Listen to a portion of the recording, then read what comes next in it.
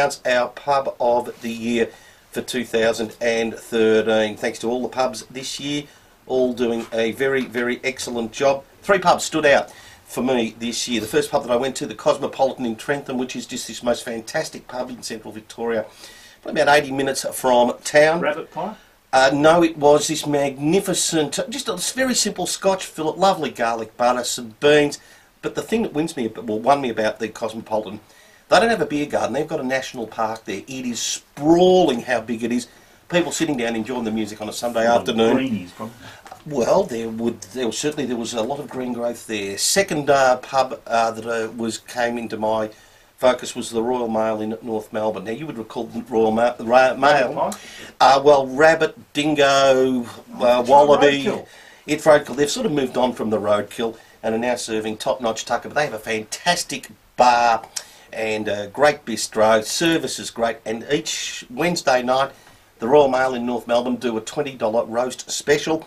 Pork, lamb, goat, whatever, and they really soup it up very, very nicely and is screamingly popular. But I have the winner of the pub of the year. It's one of Melbourne's better kept secrets, simply because Spenceley Street, Clifton Hill, unless you have to go there, you don't go there. You tend to go up Hoddle Street and turn right into Heidelberg Road.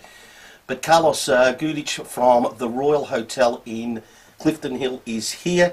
And for Carlos and the team there at the Royal, congratulations. The whole drama of that, you know, you didn't introduce it properly at all. We normally have applause and drama. And we're about to. Carlos, congratulations on your award. If you'd like, with the handshakes there now. Thanks very much. And I also thank that's better. Carlos, well, Vince Cachullo in as well from De Bortley. Vince, again, thank you for your support. What are we clapping Vince for? Well, we're not really, but Neil, sponsorship, money. Thank you. Our pleasure. Tell everyone about the Royal Hotel and how many years it's been in the family for, Carlos. Well, they've been in the family for 25 years now. Really?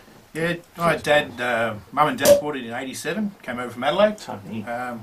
He did the hard yards, I think, and I'm just probably maybe reaping the rewards. I think it was a tough area back then, and we've stuck through it. He passed away some 8 years ago now, so it's my turn to run the hotel, and with a great team behind me, going from the cleaners to the bar staff to the kitchen staff, it's really working, and it's great little bit of recognition and a reward, and much appreciated. Thank you. It's great to see a young bloke doing it too, a youngish bloke, because it's a tough job, and a lot of people wouldn't go near it these days.